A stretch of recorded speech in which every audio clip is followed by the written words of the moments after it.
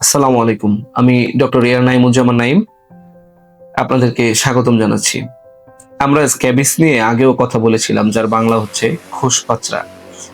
আসলে স্ক্যাবিসের প্রাদুর্ভাব ইদানিং আমরা আরো বেশি পরিলক্ষিত করছি। আমাদের বর্তমান সামাজিক প্রেক্ষাপটে মাদ্রাসা শিক্ষা ব্যবস্থা, হোস্টেলের থেকে পড়াশোনা করা, এগুলা আমাদের মানে একদম কমন।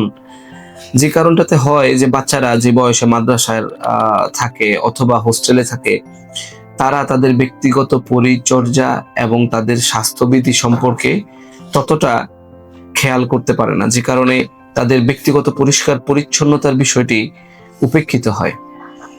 স্ক্যাবিসের ক্ষেত্রে যে জিনিসটা সবচাইতে বেশি জরুরি সেটা হচ্ছে যাদের স্ক্যাবিস আছে তাদের সংস্পর্শটা এড়িয়ে চলা।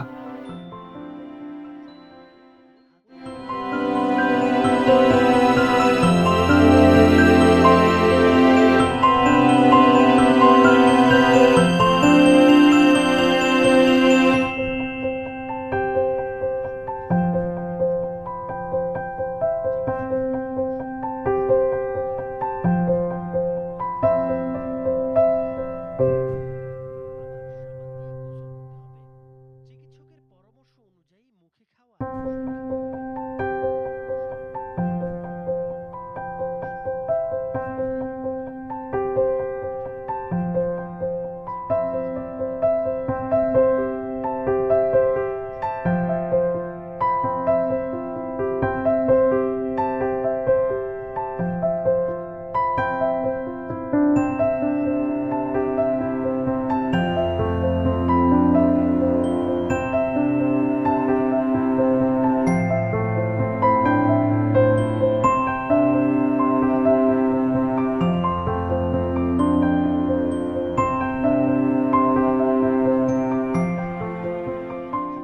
পরিষ্কার পরিচ্ছন্নতার মাধ্যমে স্ক্যাবিসকে অধিকাংশ ক্ষেত্রেই প্রতিরোধ করা সম্ভব।